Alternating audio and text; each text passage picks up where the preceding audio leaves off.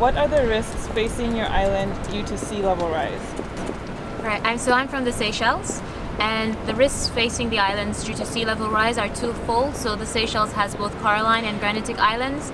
Coralline islands, it's obviously the possibility of coastal erosion to essentially disappearing of those islands. But when it comes to granitic islands, it's not necessarily about disappearance because we have some tall mountains, but 80% of our infrastructure, roads, homes, and tourism establishments are all along the coast, which are at stake of crumbling, disappearing, being essentially eroded away.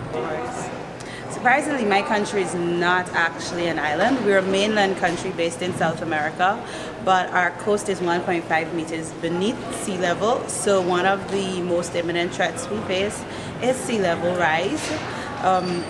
With 90% of our population living along the coast, should our sea defenses not withstand the rising sea levels, we could get flooded out. We could have infiltration by seawater and several other impacts that would happen due to rising sea levels. What are the formal or practical strategies being currently made? The government actually have helped the community to build resilience, mainly from coastal protection and things like that, to protect the critical infrastructure in the islands. There is a mixture.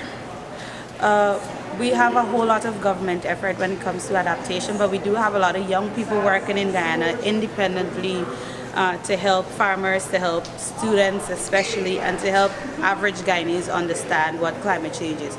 But for my country, bigger than adaptation is mitigation, which is something that might not be considered for a small island developing state. However, 87% of Guyana is presently forested. And in the past several years, we have had agreements with several countries. I know the most recent being with Norway.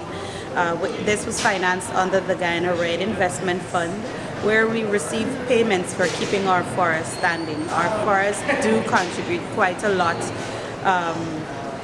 in the fight against climate change, because Guyana as a whole is a carbon sink, and that just means that we take in more carbon than we put out via our emissions. So mitigation also forms a big part of what we do. But the current government is working collaboratively with the people to provide opportunities to the people themselves and to local communities by which they can build their resilience. Now, if we talk about building their resilience in that terms, it means having them be able to grow the crops that they need in the lands that they love and not be able or not be succumbing to these managed retreat discussion or narratives that are happening at the international level. Is managed retreat a priority for your country? I not say it's a priority, but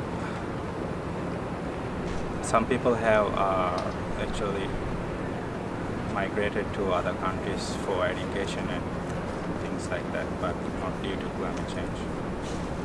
At the moment, thinking of retreating further inland is not necessarily a priority in the country. We are looking more at coastal defenses, where we're looking at the possibility of rock armory, we're looking at the possibility of different infrastructures such as seawalls to assist with coastal protection, but in actually thinking about getting us to move further inland or to higher land is not a consideration right now. Managed retreat, that isn't something that has been spoken about, but we have had studies in the 80s which looked at relocating our capital from the coast to one of the inland towns. It was done and completed, but I don't think there is much focus on changing where we are right now.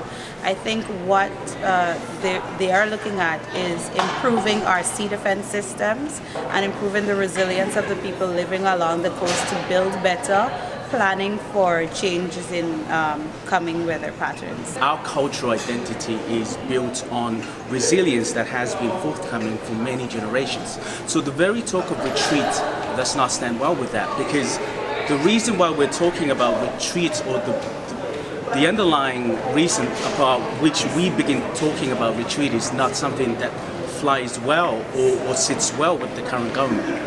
The idea is to build our resilience so that we do not have to retreat.